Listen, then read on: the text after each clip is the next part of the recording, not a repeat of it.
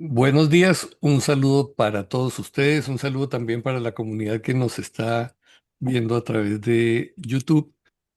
Hoy es un día especial porque tenemos de nuevo a nuestro invitado, el rabino Mijael Sofer, y pues muy amablemente ha aceptado nuestra invitación para venir a conversar sobre otro tema que sabemos que es de mucho interés. En este caso vamos a hablar acerca de cómo se originó el Nuevo Testamento que tenemos nosotros en nuestras Biblias, porque se nos ha dicho muchas veces si todo esto es incuestionable, es perfectamente sin error, y eso ha sido utilizado por la Iglesia Católica y por la Iglesia Cristiana también, por muchos líderes, para justificar ciertas enseñanzas que no se ajustan a la Torá y que no se ajustan al resto de la Escritura. Entonces, es importante conocer cómo fue el proceso y qué es lo que tenemos, qué tan confiable es lo que tenemos. Con esa pequeña introducción doy nuestra bienvenida al rabino. Gracias, Mijal, por estar aquí con nosotros. El tiempo es tuyo. Adelante. Un placer. La verdad es que es un placer.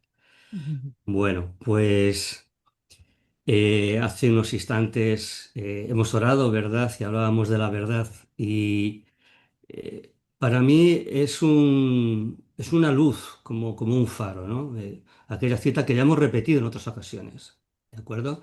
Si vosotros guardáis mi palabra, ¿no? Porque la afirmación no es conoceréis la verdad y la verdad os hará libres. No, no, no, no.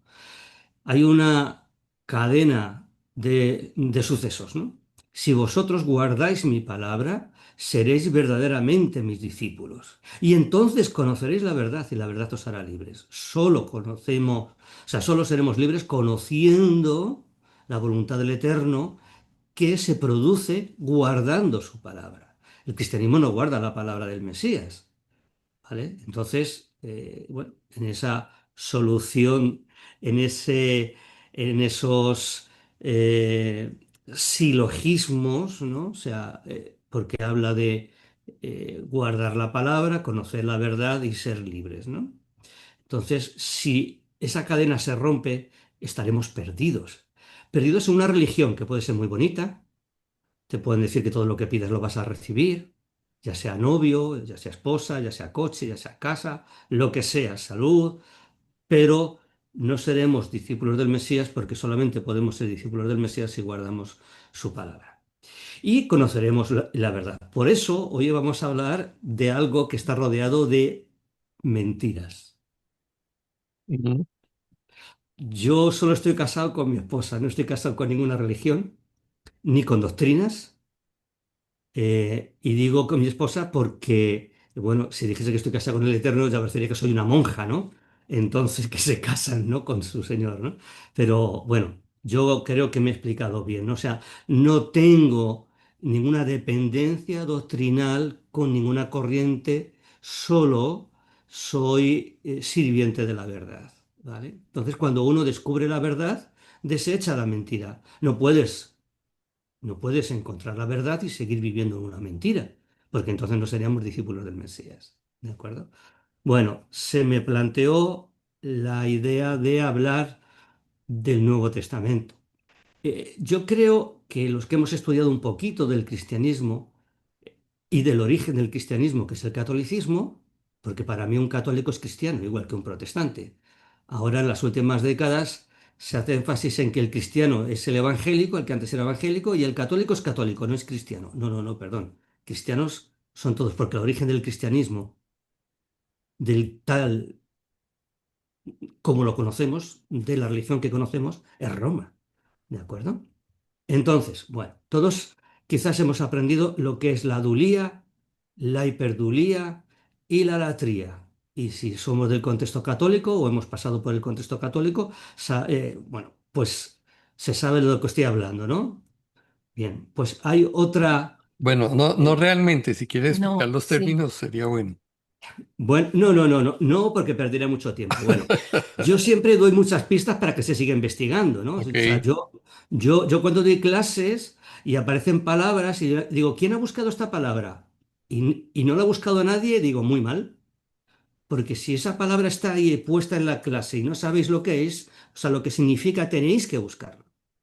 Porque no podéis quedaros con una laguna de conocimiento. Entonces, si alguien no sabe lo que es la latría, la hiperdulía y la idolatría, bueno, idolatría sí sabemos lo que es, Ujú, ¿no? ujú. Bueno, pues las otras hablan de la Virgen y los santos, ¿de acuerdo? Pues, pero si alguien lo quiere buscar con más detalle, puede buscarlo. Pero desde mi punto de vista, porque yo siempre hablo desde mi punto de vista, hay otra forma de adoración que es la bibliolatría. ¿Por qué? Bueno, nosotros tenemos que ser muy cautos. Cuando nosotros nos encontramos con que un determinado tema no se toca, ahí tenemos que sospechar. Es como si entra la policía a hacer un registro en una casa y puede abrir todas las puertas menos una. Pues lo que hace el policía es sospechar, además, con más énfasis en que detrás de esa puerta hay algo, ¿vale? Entonces, ¿se toca el tema de la Trinidad en el mundo cristiano? No, es un tema que no se toca. Hasta el día de hoy la Iglesia Católica lo llama el misterio de la Santísima Trinidad. O sea que por mucho que se pongan a explicarlo y haya vídeos y cientos de vídeos hablando de la seguridad que hay en la Trinidad, aquellos que lo inventaron lo siguen llamando el misterio de la Santísima Trinidad. Entonces, no está tan claro, ¿no? Bien, la Biblia. La Biblia es inerrante y es infalible. Y la Biblia es la palabra de Dios, se nos dice. Antiguo Testamento, que ya no sirve, y el Nuevo Testamento, que ahora sí sirve porque estamos en la gracia, ¿no? Eso es lo que muchos hemos escuchado. Eso es lo que se dice abiertamente y sin reparo, sin ningún reparo, por desgracia, ¿no? Nos estamos encontrando con un cortafuegos. Se hacen cortafuegos en las montañas, haciendo caminos entre los árboles para que un fuego no pase de un sitio a otro, para impedir, crear una barrera artificial, ¿no? Si nosotros decimos que la Biblia es la palabra de Dios y es inerrante y es infalible, ¿has levantado un muro? ¿Has abierto un camino en el bosque para que nadie pueda poner en tela de juicio si hay errores o no hay errores? ¿Cómo va a haber errores si es la palabra de Dios y es infalible? Es decir, que nos estamos encontrando con aquello que yo creo que todos conocemos, que tiene un nombre y es dogma. Esto es así porque yo lo digo y ya está. Bueno, la famosa cita de la fe del carbonero. Tú crees en lo que yo te digo y no te preocupes de más, que doctores tiene la Santa Madre Iglesia. ¿Vale? O sea, lo tuyo es obedecer, no es investigar. ¿Vale? Entonces nos encontramos con que hay un culto a la Biblia y no se puede investigar. Si nosotros cogiésemos un micrófono como el que yo tengo aquí o podemos tener todos y nos vamos a la puerta de una iglesia católica, una iglesia evangélica, adventista, testigo de Jehová, lo que quiera, y hacemos una pregunta: ¿cómo fue formada la Biblia? ¿Cuál fue el proceso de formación de la Biblia? La gente no sabe. O si le preguntas ¿en qué idioma fue formada la Biblia? Los más eruditos te pueden decir, bueno, pues en hebreo, en arameo y en griego. Bueno, como el tema gira en torno al Nuevo Testamento, ¿vale? Entonces, ¿cómo fue escrito el Nuevo Testamento? Y te dicen, el dogma es que fue escrito en griego. Y es correcto y es incorrecto. ¿Por qué digo que es correcto y es incorrecto? Porque efectivamente lo que nosotros llamamos Nuevo Testamento no existía en el siglo primero, ni en el siglo segundo, ni en el siglo tercero. El Nuevo Testamento canonizado es del 397 en el Tercer Concilio de Cartago. 397, casi en el siglo quinto.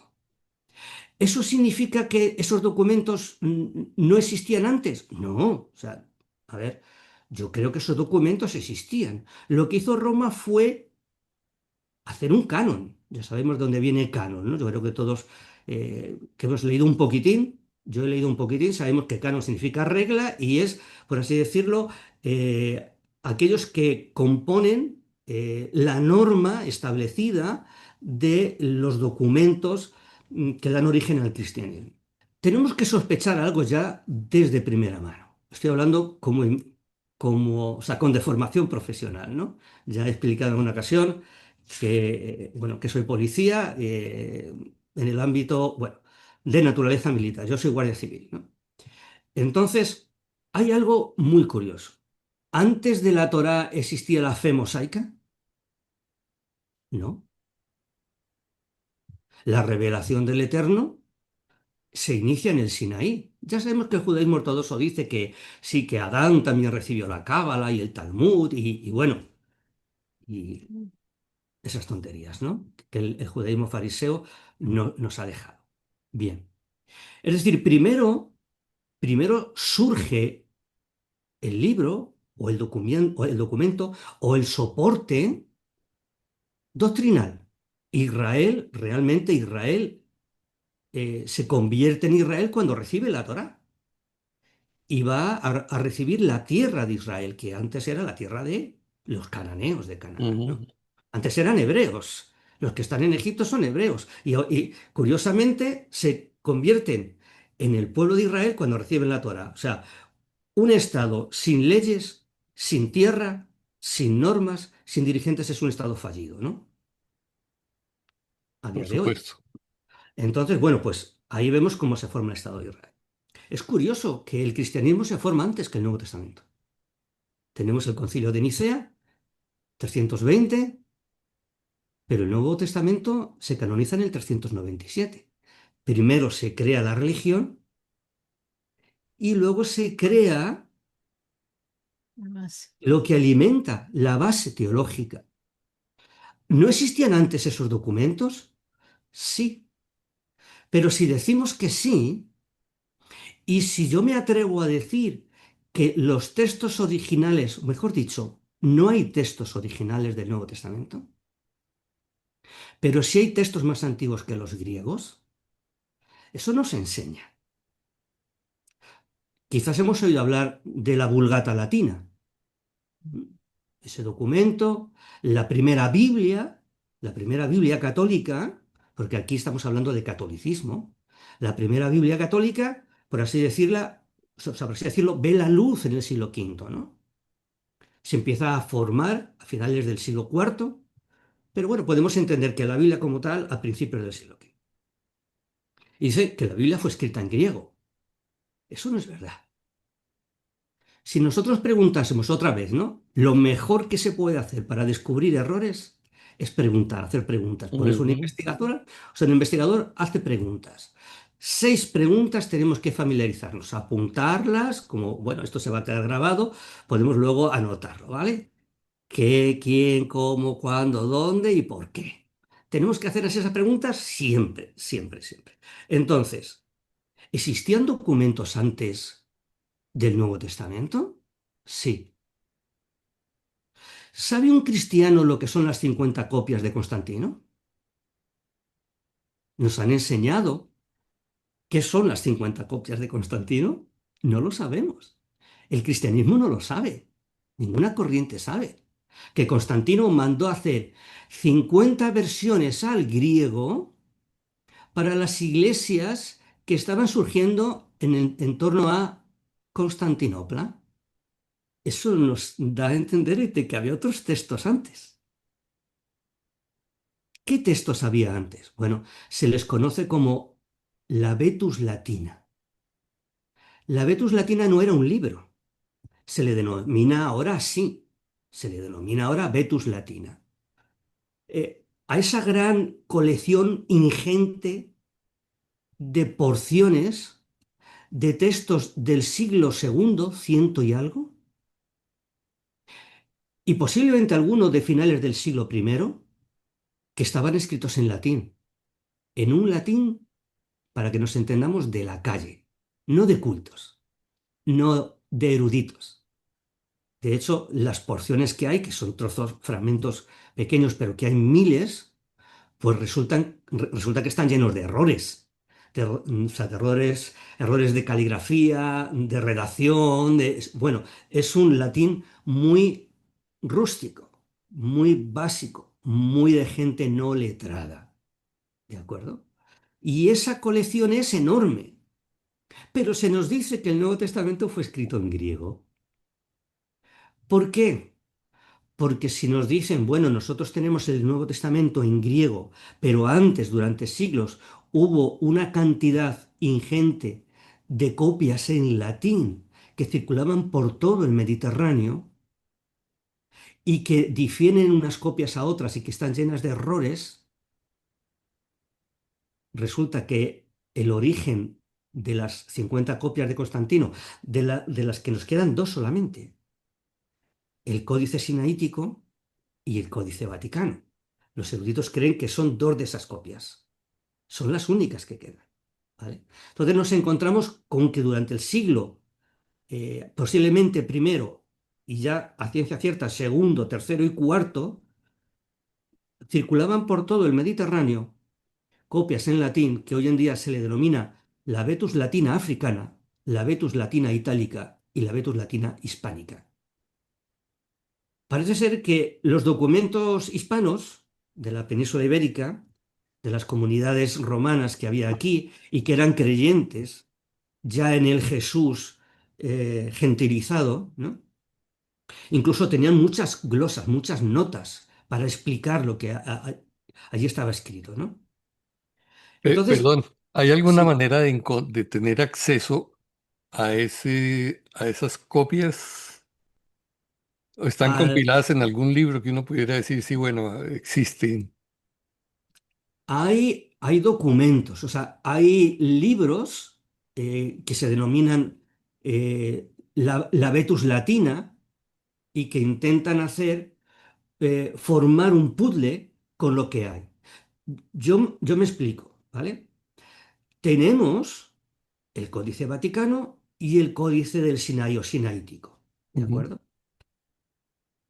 Pero se dice que, por ejemplo, Saulo, Saulo de Tarso, Pablo de Tarso, escribió en griego, pero no hay ninguna prueba de ello.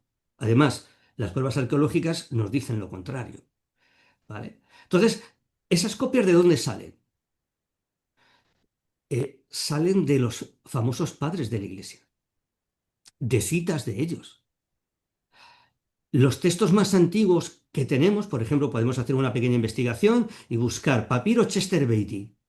mm, Es una colección muy grande y podemos buscar también porciones del Nuevo Testamento o de los Evangelios o de las cartas. A veces la porción es tan grande como esto, mm, en papiro, fragmentos. fragmentos. Y te dicen, son del siglo segundo. Y están mintiendo. Claro, al cristianismo le interesa transmitir la idea de que no hay error en lo que ellos dicen. Pero la arqueología les juega una mala pasada. ¿Por qué? Porque en el siglo primero, en el siglo segundo, siglo tercero, la gente escribía en rollos todavía, en rollos. El papiro estaba enrollado. Por eso se conserva tan poco, ¿no? Y los documentos más antiguos que tenemos están en formato códice, planos, como esto, Mm, plano. No ha estado enrollado nunca. Entonces, claro, la evidencia, por mucho que quieran decir, los textos que tenemos todo en siglo primero y siglo segundo, es mentira. Los textos del siglo primero y siglo segundo que hay están en latín. Entonces, ¿significa esto que Pablo escribió en griego? Perdón, en latín. No. Significa que los gentiles que hablaban el idioma del imperio, estamos hablando de Roma. El imperio romano estaba por todo el norte de África, por Egipto, lo que hoy es Israel, y que entonces era Judá, no existía Palestina, lo que hoy es Turquía, Grecia, todo el Mediterráneo, hasta la mitad de las Islas Británicas, ¿no? Germania, Alemania, la Galia, Francia, ¿no? Entonces estaban por todos los sitios. Y la gente del Imperio Romano Occidental hablaba en latín, no hablaba griego. Solamente en Roma las élites hablaban en griego y cuando se pronunciaba, o sea, cuando se hacía público un evangelio, una carta o una notificación, un decreto del emperador, se escribía en latín y se escribía en griego para las élites. Pero el pueblo hablaba en latín. ¿Quién, quién aceptó a Yeshua como el Mesías? La gente del vulgo, la gente del pueblo. Por eso las copias más antiguas son en latín. ¿Por qué no hay textos en arameo? Que es lo que se hablaba. Los discípulos del Mesías hablaban en arameo, Yeshua predicaba en arameo. Por tanto, cuando nosotros leemos una afirmación o todas las notas o todos los aportes que la gente pone en internet cuando me escribe, ¿no? No porque en Juan pone tal cosa. No, mira, lo pone en tu Biblia en castellano, sobre todo las citas del Nuevo Testamento, claro, sacadas de un texto griego que no es el del Códice Sinaítico y el Códice Vaticano. Las Biblias protestantes, la Reina Valera, la Ferrera de Almeida, la del Rey Jaime, la King James, todas las Biblias protestantes no toman como base el texto griego católico, sino un texto griego que formó Desiderio Erasmo de Rotterdam. Acelerado y deprisa para poderlo sacar antes que la Biblia del Cardenal Cisneros, la Biblia políglota de la Complutense. ¿Vale? Entonces cometió errores y tuvo que hacer 5 revisiones Erasmo de Rotterdam, porque cometió errores. Se inventó palabras que no existían, metió versos que no existían, afianzó, por ejemplo, Primera de Juan 5:7, que no hay ningún documento antiguo que lo contenga, excepto los de la Iglesia Católica, y Erasmo lo perpetuó en el Nuevo Testamento griego protestante. ¿De acuerdo? Entonces, tenemos aquellos que utilizan la Reina Valera del 60, por ejemplo, o la King James, ¿no? Resulta que tenemos un texto en castellano o en inglés que es la traducción de una versión, o sea, es una versión en castellano o en inglés. No tenemos nada más que abrir la portada y pone versión de Casedro de Reina. Es una versión, no es una traducción.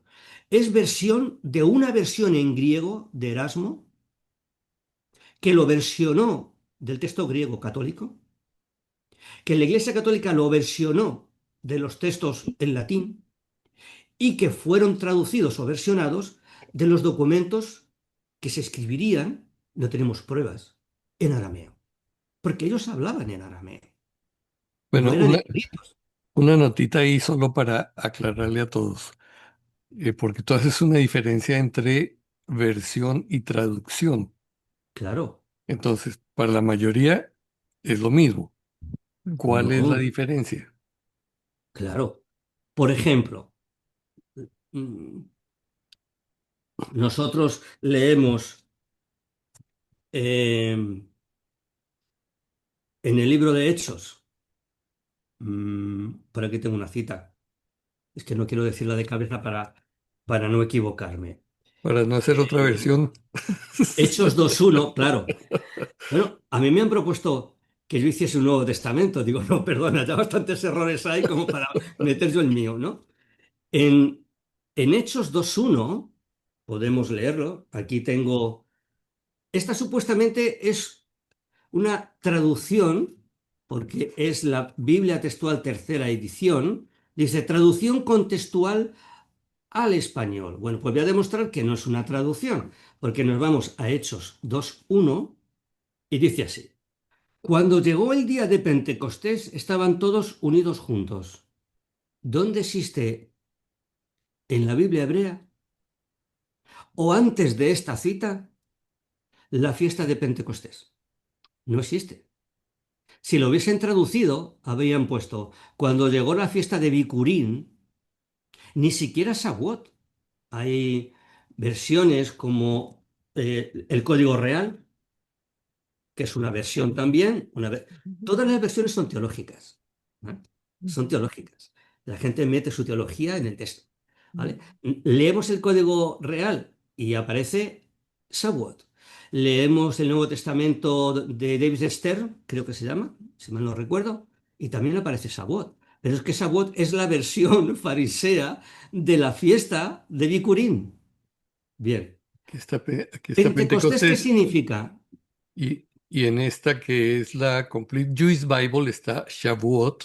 Shavuot. Pero claro, tan error es Pentecostés como Shavuot. ¿Por qué? Porque Pentecostés es una transliteración de quincuagésimo. Cuando llegó el día quincuagésimo, el día 50, estaban todos unánimes juntos. Si ponemos Shavuot es cuando llegaron las semanas, estaban todos reunidos. Semanas, semanas llegan cada 7 días. Llega una semana, otra semana, otra semana. ¿De qué nos habla semanas? Shavuot nos habla de semanas, de un periodo de 7 días. Pentecostés nos habla de un periodo de 50 días, pero no nos dice la fiesta de qué es, no nos dice que se celebra. Es más, ¿existe un tratado en el Talmud que se llame Tratado de Shavuot? No, el tratado se llama Bikurí. Y Mm. lo que hicieron ellos, desde por la mañana, cuando salía el sol, se iniciaban las procesiones desde las ciudades que se llamaban Naamán, que hoy en día el Naamán es los refugios que hay en las casas antibombas de Israel, el punto de reunión. Era donde la gente pasaba la noche y el primer día después del séptimo Sabbat, Bikurín, se iniciaban esas procesiones con todos los frutos, con el ganado, procesiones kilométricas. Hacían la noche en esas ciudades y luego iniciaban. Entonces, claro, por eso, y porque era la segunda fiesta de peregrinación, es que llegaban todos a Jerusalén y había israelitas de todas las partes del mundo. Entonces, la fiesta es Bikurín. El nombre de la fiesta es Bikurín, que es primicias.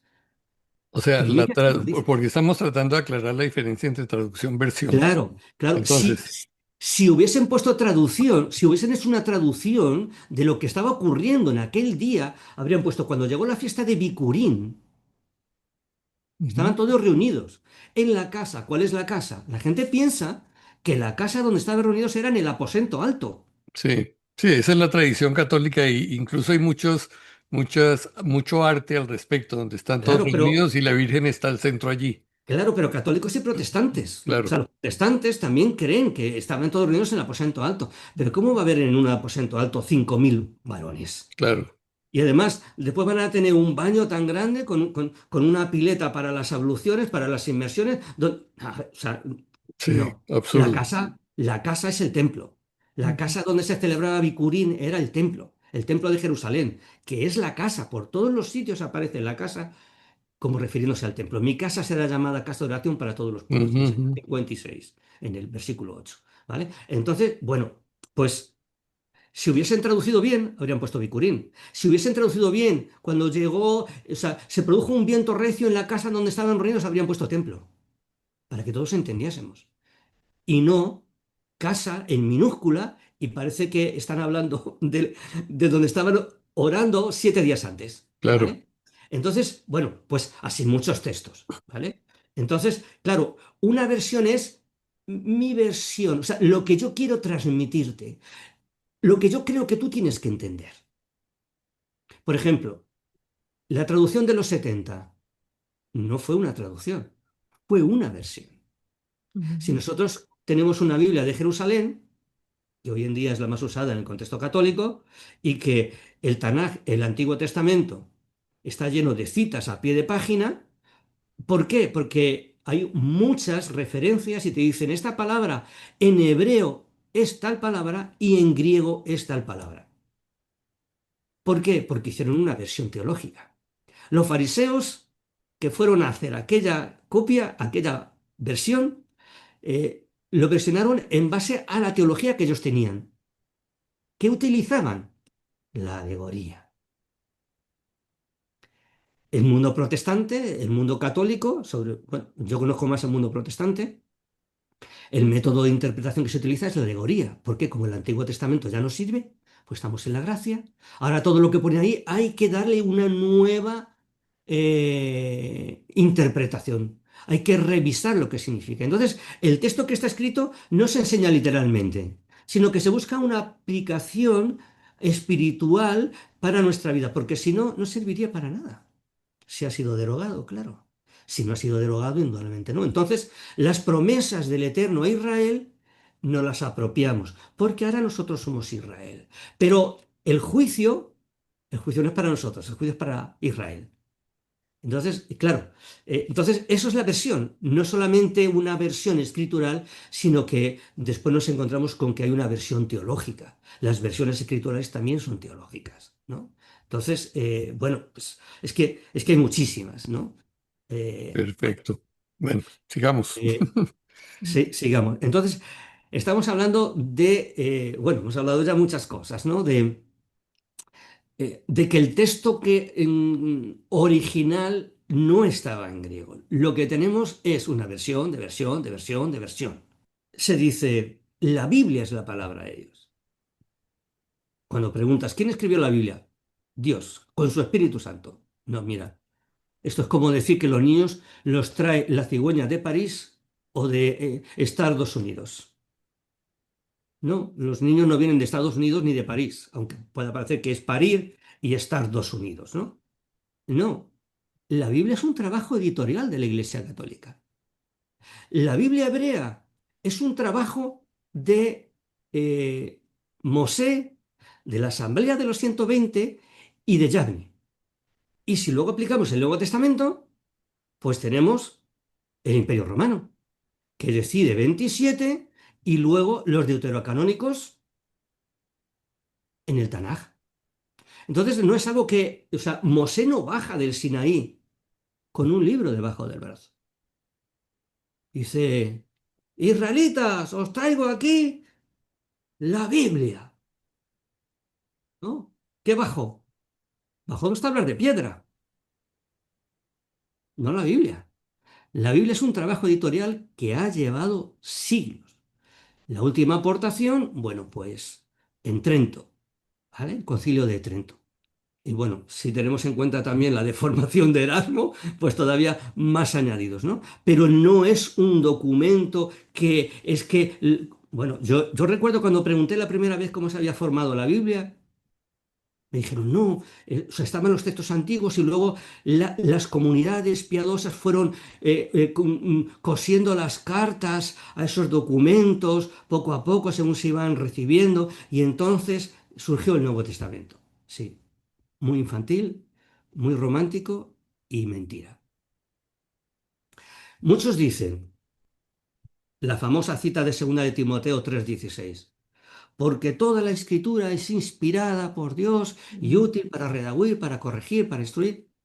Toda la escritura, las páginas de las guías telefónicas también, porque también son escritura.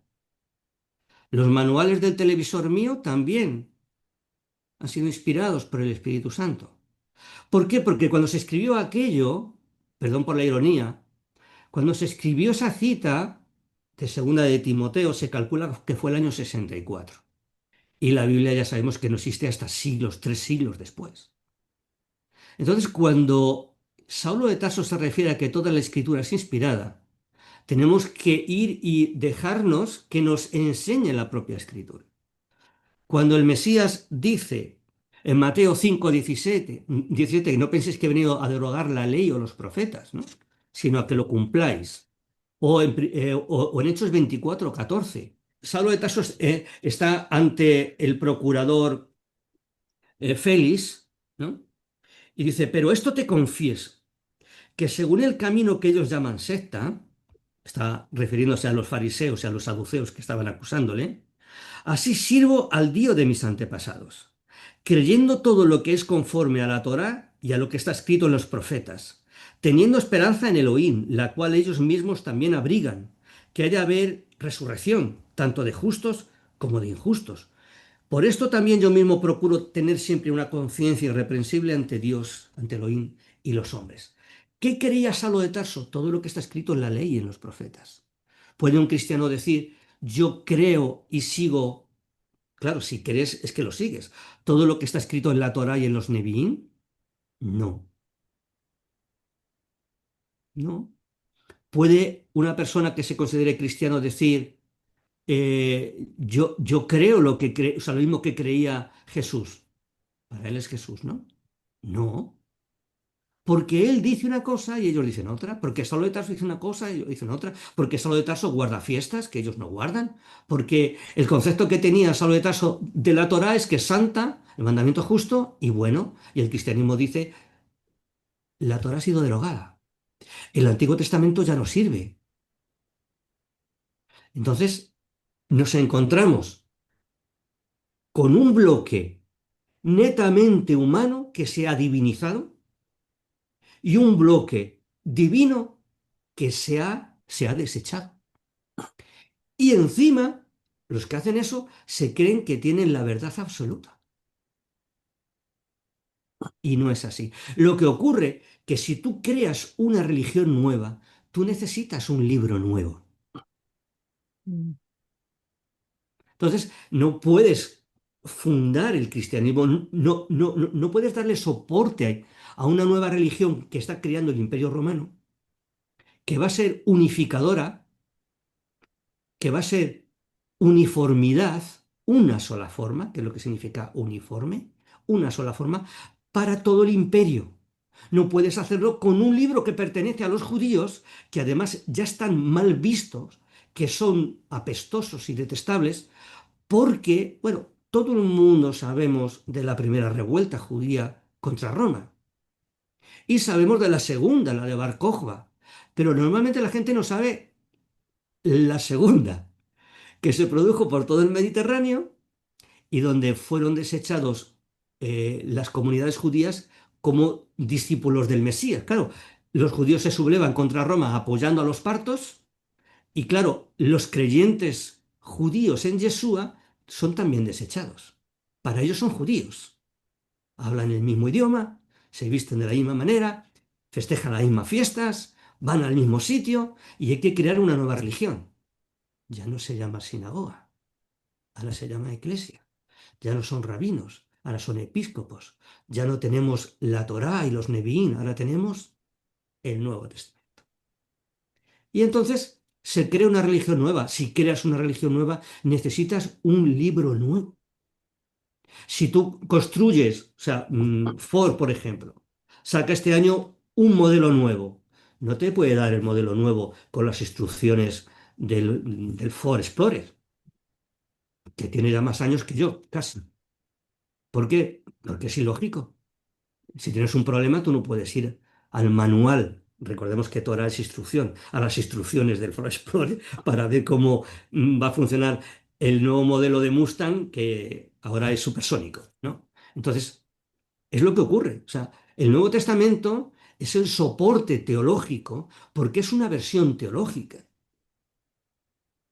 Y hay otra cosa ahí interesante, es que así como el judaísmo tenía a Moshe como digamos, la figura central de la revelación de la Torá, esta nueva religión necesita un equivalente a Moshe también.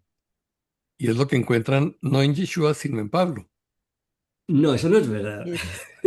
Porque Pablo, digamos, la mayor cantidad de textos del Nuevo Testamento están escritos por Claro. Pablo. Entonces Pe- no es un equivalente que No, ellos dicen, bueno, aquí nosotros tenemos un claro, referente que ha claro. recibido la revelación de esta nueva religión. Eso puede, o sea, eso ocurre en el protestantismo, pero recordemos de cuándo es el protestantismo. Sí, sí. Que hace 3 siestas y 4 mañanas, ¿vale? Es el protestantismo. Vamos a irnos a la fuente. ¿Quién es el equivalente de Moisés en el cristianismo primitivo? Constantino. San Constantino. Constantino es el que tiene la visión, es el que recibe la revelación, es el que nos dice que tenemos que usar la cruz, es el obispo de los de afuera, es el que acaba con la persecución, es el que nos deja el título ya heredado él también, claro, de Pontífices Maximus, sumo pontífice, es el que cita a todo el mundo para el concilio de Nicea, ¿No? es el maestro de la fe. Incluso su mamá, ¿no? Su madre es Santa Bueno, Elena.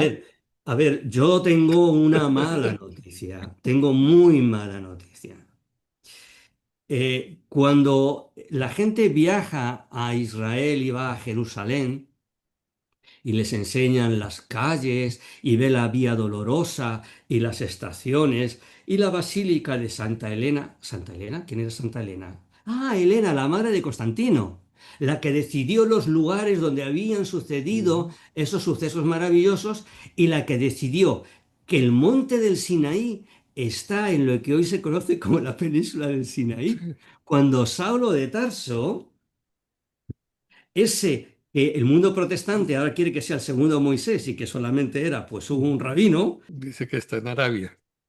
Efectivamente, bueno, como ya todos conocemos esa cita, no la voy a buscar, pero efectivamente, ¿por qué él dice que el monte Sinaí estaba en Arabia? Porque está en Arabia. Es que, a ver, es que se cayó ese día en la bañera, no existían las bañeras, es un anacronismo y es una broma mía, ¿no? Se cayó y se dio un golpe en la cabeza y ese día estaba no muy judío, que digamos, ¿no? No, es que ellos sabían dónde estaba el monte Sinaí. Lo que pasa es que o sea, la madre de Constantino, Elena, con su mm, ayudante, bueno, o sea, vamos a dejarlo ahí porque yo no sé sus intimidades, ¿no? Pero Macario, el obispo Macario que iba con ella, son los que deciden dónde ocurren todas las cosas. Y hoy en día la gente se lo traga, incluso Israel se cree. Cuando hablas con un judío, o escuchas a un judío, te dice que el monte Sinaí está allí. Y claro, los arqueólogos se ríen porque dicen, allí no hay restos de ningún vestigio de estar un pueblo de 1 millón de personas dando vueltas durante 40 años. Claro, es como si buscas el- el campo del Santiago Bernabéu en Barcelona y me dices, no, no hemos encontrado el campo del Santiago Bernabéu en Barcelona, el Real Madrid no existe. Dice, bueno, pues busca el campo del Real Madrid, en el Paseo de la Castellana. Y digo, o sea, pongo ese ejemplo porque yo vivo en España, ¿no? Y si conociese los equipos de fútbol o bueno, pues de Estados Unidos, pues los habría utilizado, ¿no? Entonces, claro, hay mucho invento. El cristianismo está lleno de inventos, de mentiras, de dogmas para que no podamos investigar. Y nosotros somos investigadores. Nosotros tenemos que escudriñar la escritura constantemente, no solamente el Nuevo Testamento, también el Tanaj. Todo lo que estoy diciendo significa que entonces el Nuevo Testamento tenemos que tirarlo. Como algunos me dicen, ¿y entonces, Rabino, qué hacemos? Claro. Entonces, pues no tenemos información. No, no, espérate. Yo no te he dicho que todo sea falso. Te he dicho que hay falsedad por todos los sitios. Y que tienes que leer con lupa. Y que tienes que investigar. Eso que antes he dicho de la fe del carbonero o la fe de un niño. O sea, no, o sea, tú crees lo que yo te digo. Claro, en eso se basan. En que la gente confía en los pastores. Yo recuerdo que lo he dicho en muchas ocasiones. No sé si alguno de nuestros oyentes o de nuestros televidentes, o no sé cómo llamarlos, ¿no? A los hermanos que están viéndonos y que nos verán en un futuro. Pues yo recuerdo una vez a un misionero evangélico argentino que en su estudio afirmaba que los nombres que aparecían en el Salmo 119 eran los nombres de los autores de esas porciones. Aleph había escrito los primeros versos, Bet los siguientes, Gimel los siguientes, y yo estaba viendo eso y decía, tierra, trágame, por favor, no puedo aguantar esto más. ¿Vale? Pero también nos encontramos con otra cosa, ¿no? Nos encontramos que dice, Maranata, Cristo viene. ¿Maranata significa Cristo viene? ¿Qué pastor sabe arameo? Yo no he conocido ninguno, y he conocido unos cuantos. Hace ya muchos años que no conozco ninguno nuevo, ¿no? Ya 30 años que no conozco. Bueno, no, conocí hace poco uno en una entrevista que me hicieron que no la sacaron luego. Ya es la segunda entrevista que me hacen y no la suben a internet porque lo que digo no les gusta. O sea, me quieren utilizar para su conveniencia, pero cuando yo digo la verdad, siempre la verdad escuece. La mentira siempre es dulce. Sí, y íbamos antes en la parte de que Constantino había sido Sí. digamos, el autor que yo decía que en el protestantismo Pablo es tomado como el referente Ah, de todo el contenido para justificar esa autoridad, esa autoría. claro, pero eso es un error. Vamos Claro. a ver, ¿quién es nuestro mayor maestro de la escritura? La propia escritura. Si yo digo Si yo argumento lo que está escrito en Marcos, en las Biblias en castellano, ¿no? En todas las Biblias cristianas, que Jesús hizo limpios todos los alimentos y que podemos comer de todo, en esta incluso han tenido un poco más de vergüenza y en esta lo han puesto entre paréntesis, pero en otras lo ponen en el texto. Te vas al texto griego y no existe. No existe. De lo que está hablando es el sistema digestivo. Tú comes, va al estómago, al vientre y a la letrina. Lo de esto dijo haciendo limpios los alimentos es un añadido del cristianismo. Entonces, si nosotros creemos que Pablo es como Moisés, y que hizo el cristianismo, vamos a ver el texto. Decía esto de los alimentos porque Pedro, cuando tiene la visión, dice, yo jamás comí nada común o inmundo. Y yo en broma digo, no sé, ese día estaría malo, y no fue al colegio, se quedó dormido, y entonces pues no se enteró de la enseñanza del Mesías, ¿no? Bien, Saulo inventó el cristianismo, Pablo inventó el cristianismo. En sus viajes dice, cuando le dicen, quédate con nosotros, dice, no, no, no puedo quedarme porque en esta fiesta que viene tengo que estar en Jerusalén. Ujú. ¿Por qué? Porque tenía que fichar eh, el subsidio, se le había caducado el pasaporte, tenía que ir a recogerlo, o es que había comprado un coche por internet y tenía que ir a recogerlo. No, es una fiesta de peregrinación y como tal, él la guarda. Cuando vemos el contexto de lo que se recoge en Hechos 15, ¿no? Él llega a Jerusalén y le dicen, mira, se nos ha informado que andas por ahí, que no dejas títere con cabeza, que vas hablando contra la Torá, contra la tradición, contra la sinagoga, contra el templo, contra todo, para que vean que tú andas también ordenadamente. Qué curioso, ¿eh? Andar ordenadamente es guardar la Torá. Si hay aquí unos varones que tienen soboto, entendemos que es el nazareato. ¿Por qué? Ujú. Porque todo lo que viene detrás está relacionado con el voto del nazareo, ¿no? Claro. Entonces, él dice, no, no, perdona, yo ya soy cristiano, además soy el superapóstol del cristianismo y yo no guardo la Torá. No, él no tiene ningún reparo. Él vive la Torá. Su formación teológica es en el fariseísmo, por eso encontramos que en las cartas da mandatos fariseos, o sea, de la tradición, las mujeres que hagan esto, esto, no sé qué. Claro, no puede enseñar como protestante, porque él no es protestante. No puede enseñar como católico, él no es católico. Tú no puedes dar lo que no has recibido. ¿Cuál es su formación? Dice, yo he estudiado en los pies de Gamaliel. Pero ahora Bueno, l- decirle, te digo lo que me han sí, dicho al respecto. sí, Me dice, no, es que Pablo escribe también, hay que hacerse judío a los judíos, gentil a los gentiles. Entonces él cuando va y ofrece esos sacrificios y hace todo aquello, es simplemente una estrategia de él claro, vamos a para ver. que no lo critiquen en ese momento. O sea, es una persona que Claro, juega no, a no, dos no. A ver, bandas. a ver, a ver. Decía mi padre, no hay palabra mal dicha sino mal interpretada. Cuando nosotros leemos que Saulo de Tarso dice hay que hacerse al gentil como gentil y al judío como judío, yo también lo hago. Cuando hablo con un cristiano, utilizo su terminología para que él me entienda. Ujú. Y cuando hablo con un judío, utilizo su terminología para que él me entienda. Nos encontramos muchas afirmaciones que son peregrinas, o sea, que no son reales. ¿Saulo de Tarso guarda fiestas cristianas? No. ¿Guarda la Navidad? No. ¿Va al templo? Sí. ¿Va a la sinagoga? Sí. ¿Habla con judíos? Sí. ¿Su doctrina es judía? Sí. ¿Dónde ha aprendido? En una yeshiva farisea, porque el mismo se reconoce como fariseo. Bueno, y cuando surge en escena, cuando se abre el telón y aparece él, aparece en un contexto de muerte contra los discípulos de Yeshua.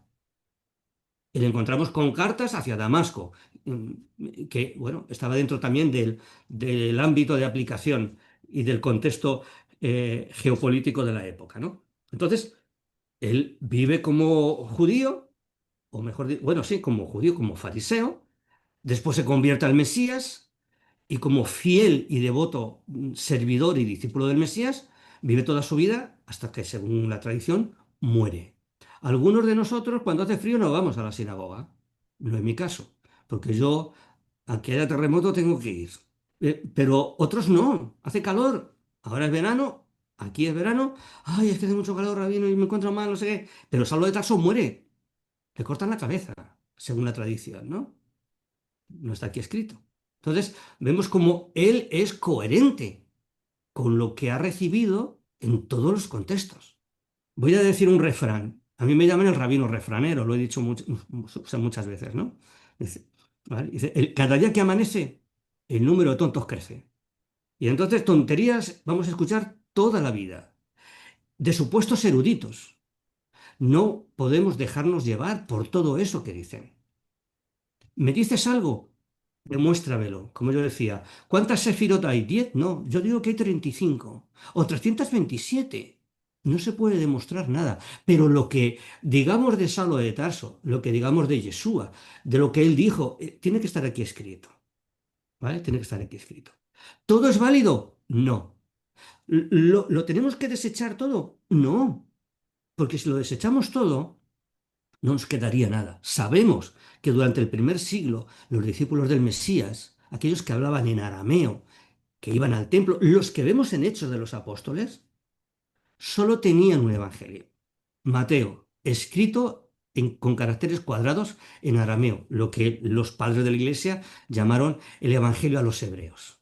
Un Mateo mucho más amplio que el que canonizó la iglesia católica en el 397. O sea que, ¿había dos Mateos? No, habría uno. Lo que pasa es que la Iglesia Católica, el que canonizó, fue una versión corta, porque los documentos que tenemos aquí, en el Nuevo Testamento, es la versión romana de los documentos que circularon durante 3 siglos y medio. Entonces, ¿nosotros nos fiamos de la Iglesia cuando habla de adorar a María? ¿A que no? ¿Tenemos en las sinagogas o en las iglesias evangélicas hornacinas para los manes, los lares y los penates, los dioses domésticos de Roma? No, están en las esquinas de los pueblos en España. Hay muchísimas hornacinas en los puertos, está la Virgen del Carmen, que es la patrona de los marineros, y en los puertos hay una virgencita. Bueno, pues eso es romano. ¿Nos dejamos guiar por la Iglesia Católica? No. Y si no nos dejamos guiar por la Iglesia Católica, ¿por qué confiamos en el Nuevo Testamento de la Iglesia Católica? No tiene sentido. Ninguno. ¿Tenemos otros documentos? No, porque ya se encargaron ellos de hacerlos desaparecer. Pongo un ejemplo práctico. Yo he hablado antes de Hechos y de Pentecostés. Si yo no conociese el contexto histórico y teológico de la Torá, de Israel y del judaísmo posteriormente, lo que ahora llamamos judaísmo, que es fariseísmo evolucionado, pues yo me quedaría con que la fiesta se llama Pentecostés. Pero cuando uno conoce realmente lo que mandó el Eterno, tú sabes que no es Pentecostés. ¿Cómo yo sé que Shavuot no es la fiesta de la entrega de la Torá? Porque si sabes contar, si aprendiste matemáticas en el colegio, es inviable, es imposible. ¿Vale? ¿O cómo sabemos que Rosh Hashanah no existe? Porque ese día es Yom Teruah. Y el principio del año es el 1 del mes de Aviv, hoy llamado Nisan, porque ese nombre se trajo de Babilonia. Entonces, la única manera de que no te engañen es estudiando, formándote, conociendo, no leyendo la Biblia. Leyendo la Biblia no basta, porque uno cree en base a lo que lee. Y si lo que lees está corrompido, tú te crees una corrupción. Bueno, entonces, sé que esta pregunta está formando porque ha surgido en otras ocasiones cuando tratamos el tema. Ok, entonces el Nuevo Testamento no es confiable, no lo debemos desechar del todo, tampoco lo podemos aceptar del todo. Entonces, ¿cuál es el parámetro para evaluarlo? Claro, ¿qué es la palabra de Elohim? La Torá. ¿Por qué hace 2000 años ellos tenían otro bloque? Los Nevi'im, los profetas. ¿Por qué? Pues que los profetas hablaban, decían, así ha dicho Elohim, así ha dicho Adonai, así ha dicho el Dios de Israel, ¿no? Entonces, no era algo que ellos inventaban. No, dice, yo Jeremías te escribo y te doy unas máximas para que tú... No, eso sí lo encontramos en el Nuevo Testamento. Yo, Pablo y el hermano tal a la comunidad que está en tal sitio. Mm. ¿Qué es el Nuevo Testamento? Bueno, pues tenemos varios documentos. Tenemos 4 documentos que pretenden ser históricos y algunos discrepan, como el Evangelio de Juan. Discrepa muchísimo, porque Juan es un evangelio netamente teológico, no es histórico. Mateo pretende ser histórico. Marcos, o sea, yo sé que ahora la corriente es que el evangelio más antiguo es Marcos. Ujú. Bueno, pero las referencias que tenemos escriturales de los llamados padres de la Iglesia te dicen que en el primer siglo había un relato, de Mateo en hebreo. O sea, que no Marcos, Mateo en hebreo. ¿De acuerdo? Claro, el cristianismo desde el siglo IV y más concretamente desde el sínodo de la Odisea se ha preocupado en separar a los creyentes gentiles de Yeshua de los judíos. Y entonces, desnudos teológicamente hablando. Entonces, nos encontramos un relato que no tenemos, que es, ese sí era el original, Mateo hebreo. Luego tenemos el Mateo canónico, Marcos y Lucas, y un Evangelio de Juan netamente teológico antijudío. Los enemigos de Yeshua son judíos. Dices, caramba, ¿y qué era él? No sé. Lo mismo era Batusi, o Pigmeo, o Esquimal. No, vivía en la provincia romana de Judá, latinizada Judea. Después tenemos un documento histórico que también nos han corrompido totalmente. Lo hemos visto con Pentecostés. Hay más cosas. Y después tenemos cartas y tenemos una visión. Las cartas son documentos, los emails de la época, las cartas que hace 40, 50 años escribíamos a nuestros padres. Espero que a la llegada de esta os encontréis bien. Yo bien, gracias a Dios. Fulanito, o sea, Pedrito se ha caído y se ha roto una uña y le hemos llevado a urgencias. O sea, las cartas de Saulo de Tarso dando instrucciones, enseñando, eh, confirmando, reprendiendo, nos ha quedado ahí. Y luego, bueno, pues el Apocalipsis o la revelación, ¿no? Entonces, es una colección de documentos que tienen diferentes utilidades. Conocer el mensaje del Mesías, que nadie en el cristianismo le sigue, solamente le tienen para adorarle, pero no para obedecerle. Luego tenemos un documento hecho de los apóstoles que nos relata los primeros años dicen, del cristianismo, y ahí yo solo veo a judíos que creen en Yeshua y que se esfuerzan por vivir de acuerdo a la voluntad del Eterno, obedeciendo al Mesías. Y luego tenemos cartas que un judío, que un rabino judío, que un erudito judío, testigo de segundo orden, por así decirlo, ¿no? Porque no fue visual, de Yeshua, o sea, un enviado, no existen los apóstoles, es un saliaj, es parte de los seliajín, de los enviados, a transmitir al mundo que el Mesías ha venido y tiene un mensaje, no solamente para Israel, sino para toda la humanidad, ¿no? Que el mensaje es el mismo, ¿vale? Entonces, nos encontramos una colección de documentos que nos sirven para entender cómo era la fe y la vida diaria, la espiritualidad de aquella gente, y nos tendría que servir a nosotros para contextualizar, sacar la enseñanza de allí, vemos cómo ellos viven y aplicarlo a nuestra vida en la medida de lo que podamos, porque eso son recomendaciones de Saulo de Tarso y no es palabra de Dios. Ujú. La palabra de Dios es la Torá y los Nevi'im. Totalmente No de acuerdo. existía el Nuevo Testamento. O sea, durante 3 siglos y medio, los discípulos del Mesías morían y vivían sin el Nuevo Testamento. Entonces, parece ser que no es tan importante, ¿no? Ellos, ¿qué tenían como referente? La Torá y los profetas. Claro. Lo demás es un añadido histórico, es un suplemento histórico para entender cómo era la vida en el primer siglo. Y el Apocalipsis, que todo el mundo se empeña en que sea literal, es una visión. ¿Se imagina que yo le cuento un sueño que he tenido esta noche? Usted lo escribe, el sueño, y luego miles de personas lo creen literalmente lo que yo he soñado, sin interpretarlo, sin saber lo que significa, que tiene un propósito, pero la gente, bueno, es que en el mundo religioso en el que vivimos, el que sabe interpretar los eventos del futuro es más espiritual que nadie. Y yo lo digo muchas veces, o sea, yo me leí libros de escatología en los años 80, libros escatológicos del mundo protestante. Y hoy en día ninguno de esos libros serviría absolutamente para nada. Y todos habían sido escritos por la unción del Espíritu Santo. Se conoce que ese día el Espíritu Santo tenía dolor de estómago y no se enteró muy bien de lo que tenía que transmitir a la gente. Y no quiero parecer irreverente, no, es que así llevamos miles de años. Embaucadores que no enseñan la palabra del Mesías, que no enseñan la palabra eh, del Eterno y que solamente se preocupan en mantener una estructura religiosa piramidal para enriquecerse a costa de la gente. Mm. Desgraciadamente es así. Sí, yo creo que hay gente, de toda esa hay gente que es sincera, que fue sincera en su momento, pero que estaba sinceramente engañada, porque es que, el que está Claro. engañado y no sabe que está engañado y el que sabe que sí lo está. Entonces muchos de estos autores sinceramente escribieron con buena fe, alertando a la venida de Yeshua inmediata, todo eso.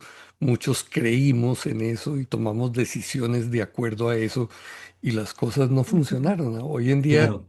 40 años después, nos damos cuenta que, el tipo estaba totalmente desfasado, equivocado y la decisión que yo Sí, tomé sí, pues sí. ya está aquí, ya no hay Voy a nada hacer que una hacer. pregunta. Voy a hacer una pregunta que no es exactamente el momento, ¿no? Pero, ¿cuándo se estima que surge el movimiento de las raíces hebreas? Hacia los años 90 más o menos, principalmente esta es una interpretación que hay, ¿cierto? De Ezequiel. A Ezequiel se le dice tantos años la casa de Israel va a estar, perdón, sí, la casa de Israel, la casa del norte, se lo llevan los asirios, y entonces si no se convierten 7 veces será multiplicado esto, y cuando se hace la cuenta de cierto número por el 7, finalmente llegamos a 1990 más o menos, Bueno, obviamente convirtiéndolo al calendario pagano. claro. Y, y da más o menos Mm, un cierto tipo de acertijo en donde comenzaría a despertarse la casa de Israel, que supuestamente somos todos los que estamos dispersados por todas partes, que ni tenemos conciencia de nuestra identidad hebrea o judía o lo que sea, claro. pero que de alguna manera sobrenatural, y eso sí es cierto, dentro del cristianismo comienza a surgir gente que dice, pero ¿qué es esto del Shabbat? ¿Qué es esto de la Torá? Yo quiero seguirla, yo quiero hacer las fiestas. Claro. No es resultado del movimiento ni de Michael Root ni de nadie. Eso es Ya. algo espontáneo que surge a partir de los 90, que es cuando surge también el mesianismo dentro del judaísmo, hasta Bueno, cierto punto. pues yo tengo que reconocer mi pecado ahora mismo. He hecho una pregunta capciosa, una pregunta trampa. No, yo te respondo lo Sí, que sí, hay. sí, Lo sí. que uno oye. Bien, bien. Bueno, eso de o sea, de las fechas, las multiplicaciones y tal, bueno, no voy a entrar ahí, ¿vale? Pero resulta que en los años 80, antes de que existiese como tal y como lo conocemos ahora, las raíces hebreas de la fe cristiana, yo estaba hablando con una persona que podríamos decir que en España y en el mundo hispano de habla castellana fue un referente. Escribió libros sobre judaísmo, sobre Torah, sobre... Bueno, era un referente. Después retrocedió y volvió al mundo bautista, porque se le empezó a ir la gente de la iglesia, ¿vale? Pero en aquella época, en la década de los 80, era un referente, ¿no? Acarreaba el estigma de judaizante en España. Él es Ujú. español. ¿Quién era? No, se dice el pecado, no el pecador. No, no, porque es un referente. Sí, ¿Y sí, qué un referente referente Entonces, muy público? importante. claro, entonces uno dice, bueno, investigar a la persona Un para mirar qué referente, pasó. no, no, hoy en día no, pero fue un referente muy importante, ¿vale? Y sentado en mi coche, yo iba conduciendo y él me dijo, mira, yo te voy a ser sincero, dice, el diezmo, pedir el diezmo es incorrecto, pero él todos los meses recibía el diezmo. Ujú. Es decir, que una cosa es lo que sabemos y otra cosa es lo que hacemos. Y estoy hablando, o sea, he dicho que era un referente para que veamos que no era un necio ni un desconocedor, que, bueno, voy a dar una pista, pues si lo quiere investigar.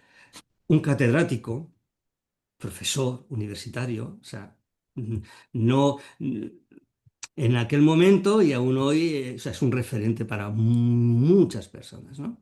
Entonces, él me reconocía que era incorrecto decir a la gente que tenía que dar el diezmo, pero él lo pedía.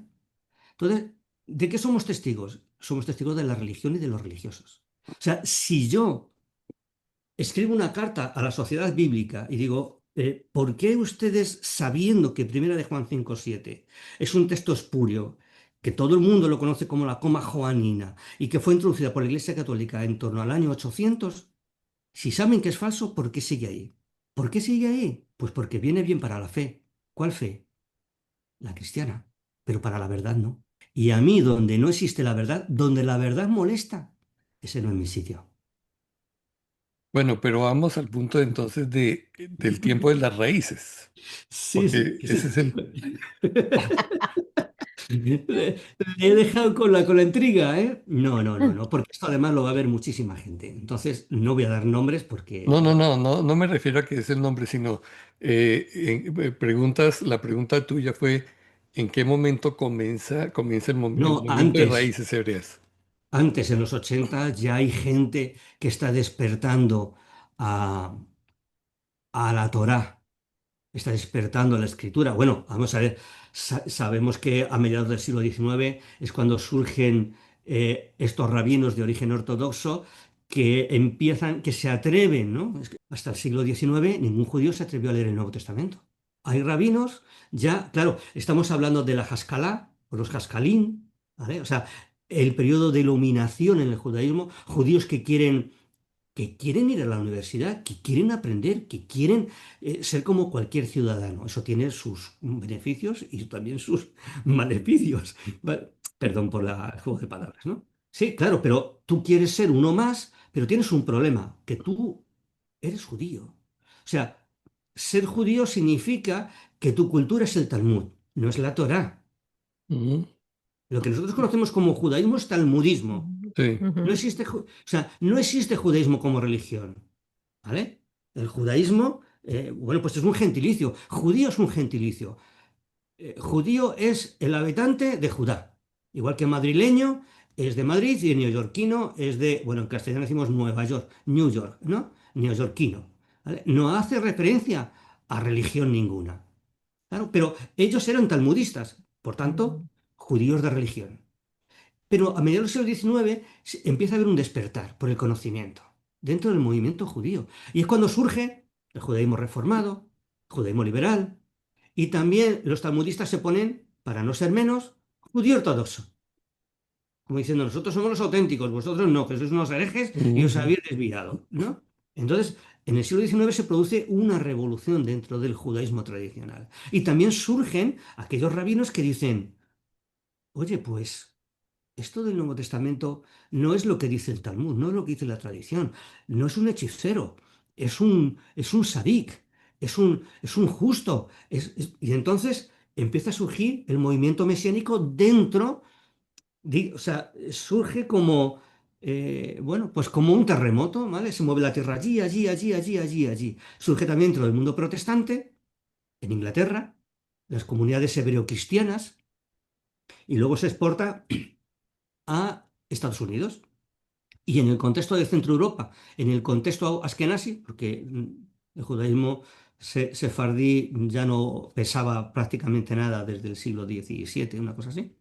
Y entonces, bueno, pues dentro del mundo askenazí surgen rabinos que se plantean que Yeshua sea el Mesías a mediados del siglo XIX, 1850, 55. ¿Vale? Entonces, bueno, pues eso va cambiando, va evolucionando y las iglesias evangélicas dicen, vamos a crear una herramienta, una institución para evangelizar a judíos. Y de ahí es donde surge la Federación de Comunidades Judías, Ujú. Mesiánicas, la Federación Internacional de Judíos Mesiánicos, Judíos por Judíos para Jesús, Jesús, sí. eso es, Chosen People y tal, ¿no? Entonces, claro, pero son movimientos para convertir a judíos al cristianismo Ujú, evangélico, ujú. Sí. ¿vale? Entonces, bueno, pues en ese contexto, en el contexto judío, surge un acercamiento al Mesías, ¿vale? Claro, no hay otro referente que el protestantismo, ¿vale? Pero pasan los siglos, y aproximadamente un siglo después, pues vemos que esa evolución que ha habido dentro del mundo protestante llega a algunos a incluso se atreven a dar un paso más y entonces es cuando surge esta cosa, perdón por lo de cosa, llamada mesianismo, donde todo el mundo se denomina mesiánico y hay unos que son talmudistas, hay cristianos católicos mesiánicos, bueno, es una locura. ¿Por qué? Pues porque no hay un criterio, porque no ha habido una formación, porque no ha habido un conocimiento, porque te encuentras estructuras piramidales típicas del protestantismo en comunidades mesiánicas, donde se sigue pidiendo el diezmo y primicias y no sé qué. Y entonces dices, aquí cada uno hace lo que le da la gana. Es un poco como lo que recoge el libro de jueces. No había rey en Israel, no había nadie que enseñase y cada uno hacía lo que le salía de las narices, como bien le parecía. Y el mundo mesiánico o el mundo de los nazarenos o del no sé qué, o sea, todo el mundo hace eso. Y entonces es un caos, porque no hay una formación. A mí, o sea, yo en el momento que pregunto a alguien, ¿dónde ha aprendido hebreo? Bueno, recuerdo que pregunté a un líder de una comunidad que dónde había aprendido hebreo, me dijo, no, yo no sé, pero el primo de un amigo mío ha estado en Israel de viaje. Literal, Tengo un primo, eso es claro, dominicano. ¿no? O sea, eh, es como si el presidente Trump dice que el jardinero de la Casa Blanca tiene un primo que vive en Texas, que conoce a uno que es de Cuba y le ha dicho que, por favor, eso es un criterio para tomar decisiones, para enseñar, para... Se enseñan locuras. Y tan Claro, locura es que el Nuevo Testamento es la palabra de Dios, como locura es que el Talmud, con el Talmud podemos conocer la voluntad del Eterno y podemos conocer la enseñanza del Mesías. Es una locura absoluta, absoluta. sí. Sin embargo, tú podrías preguntar, estoy seguro a cualquiera de los que está aquí, ¿cómo fue su iniciación en No esto lo de haré, no lo de haré, querer soy seguir, prudente. de querer seguir las raíces hebreas? No lo sé. Porque en la mayoría de casos, y a mí me siguen llegando datos, porque la gente se conecta con nosotros ya por los programas, diciéndonos cómo fue de una manera muy espontánea, por decirlo así, su despertar. O sea, esto no ha sido fruto de que, uy, estaba mirando un programa y comencé a querer entrar en esto de las raíces. No, hay muchísimos casos, como por ejemplo el haberse despertado a la madrugada y pensar que yo debería guardar el Shabbat. Y entonces comienzan a investigar y a buscar en internet quién habla sobre eso y algunos se han encontrado con los videos de Michael y finalmente han contactado con nosotros. Ese ha sido un camino. Otro ha sido simplemente porque están hartos de la religión en la que están participando en la iglesia cristiana, ya no saben qué hacer y entonces optan por salirse y comenzar a buscar algo que sea, que les traiga una respuesta genuina. Y entonces, de alguna manera, Dios los guía de una u otra Claro, forma y llegan a tener contacto, ya sea con nosotros, no voy a decir que somos el único grupo, por favor, pero con personas que estamos en esta búsqueda también. mm, Entonces yo mira, sí veo en esto una acción sobrenatural que va más allá de un movimiento generado por un televangelista, mm, un movimiento estratégico de la iglesia. Ahora necesitamos una nueva ola para atraer a esta gente. Sí ha mm, sucedido porque a raíz de este despertar, me di cuenta que muchas iglesias comenzaron a introducir cosas hebreas en sus cultos. Entonces, niñas que salgan con banderas y que hagan danza judía, pero no tienen ni idea de nada, claro, ni tampoco ya, predican sobre el no, Shabbat, ni nada de esto, pero no, no, no, hay que no. introducir ese lenguaje y esa Bueno. cultura hebrea para que la gente no se nos vaya porque se nos están yendo. Claro, a mí me pasa igual. O sea, nosotros somos una comunidad física, ¿no? Ya he comentado antes que no estamos cambiando un lugar más grande. Ujú, Nosotros somos una comunidad física, ¿no? Pero a mí, o sea, yo tengo alumnos, yo tengo pastores aprendiendo, y ujú, morés, y roes, aprendiendo, alumnos que ya han cursado conmigo el año pasado. Algún alumno mío tengo dirigiendo una comunidad en Venezuela. Entonces, hay un proceso, indudablemente hay un proceso. ¿Que el Eterno está obrando? Indudablemente. O sea, es que el Eterno nunca duerme. O ujú, sea, para mí las citas del Tanaj no es como para los cristianos, una colección de versículos que los saco como a mí me parezca, ¿no? O sea, el famoso texto de se olvidará la mujer de lo que dio a luz para dejar de compadecerse o tantos versos, ¿no? Que lo sacamos y lo aplicamos. No, no, no, o sea, yo creo que son reales. Cuando el Eterno habla, es contundente. No duerme el fiel guardián de Israel. ¿Quién es Israel? Los que están ahora mismo allí peleando con los terroristas asesinos, sí, pero también nosotros, los que amamos la Torá, los que amamos al Mesías, hemos entrado a formar parte de Israel. Ya no somos gentiles, lo dices a lo de Tarso, no ujú. somos gentiles, somos Israel. claro. Podemos tener la nacionalidad española, estadounidense, colombiana, venezolana, chilena, peruana, ecuatoriana, la que sea. Hemos nacido allí, físicamente, pero hemos nacido espiritualmente en el pueblo de Israel. El Eterno sigue llamando a su pueblo. Ujú, Yo lo decía hace poco, el cristianismo piensa, el Mesías viene pronto porque ya se ha predicado el Evangelio a todas las naciones. Es mentira, ujú, ¿verdad? El Evangelio es el contenido del Evangelio. El núcleo central del mensaje del Mesías es que tenemos que guardar la Torá y los mandamientos que nadie puede cambiarlos, ni desecharlos, ni modificarlos, porque es la palabra del Eterno. Y si no guardamos la palabra del Eterno, no somos Israel. Y si guardamos la palabra del Eterno, somos Israel. Y el amén. que no tenga claro que lea Éxodo Claro. o Levítico o Números o Deuteronomio, ¿vale? Entonces, bueno, la cantidad de gente que me escribe a mí, o sea, que yo a veces se me saltan las lágrimas por los mensajes. Gente que dejó la iglesia evangélica hace años y que me dicen, gracias, Rabino, por lo que está haciendo usted. O sea, he descubierto una cantidad de información. La verdad es que, bueno, que me hacen saltar las lágrimas. Yo soy bueno, todo el mundo tiene dos registros, ¿no? A mí me decían que cuando me ponía el uniforme me transformaba, ¿no? Pero yo ahora mismo, como no me pongo uniforme, pues soy bastante emotivo, ¿no? Soy una persona que sensible a la voluntad del Eterno, ¿no? Entonces hay gente que tiene hambre, muchísima gente, quizás millones, yo no lo sé, pero Sí. que el Eterno sigue obrando, que necesita sirvientes, no amos. No Ujú, ministros que viajan en cochazos o en aviones. Necesitan hombres como ustedes y como yo, sin pretensiones, sin querer enriquecernos, con una devoción sincera por la Torá. Somos siervos del Eterno. amén. Somos temerosos del Eterno.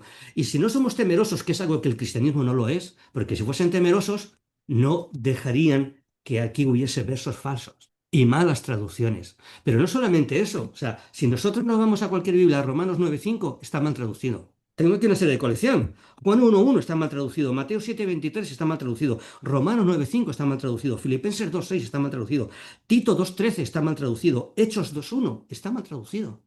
¿Y a quién le importa? A ellos no. A mí sí. Ujú. Porque para mí lo más importante es la verdad del mensaje del Mesías y la verdad de la Torá, que la Torá también es la palabra del Mesías. Queremos darte las gracias otra vez por el tiempo, muy valioso todo lo que nos compartes. Creo que, bueno, no será la última vez que sigamos conversando. Siempre hablamos de una hora y se nos van dos, Ya pero cuántas van, 4 veces, ¿no? Me parece. sí. Pero entonces, muchísimas gracias por todo y desear que nuestro Padre le siga bendiciendo, guiando a Amén. nosotros también, a cada uno de los que estamos Amén. A participando cada en uno. esto. Amén. Y bueno, con esto hasta la próxima. Ha sido un placer.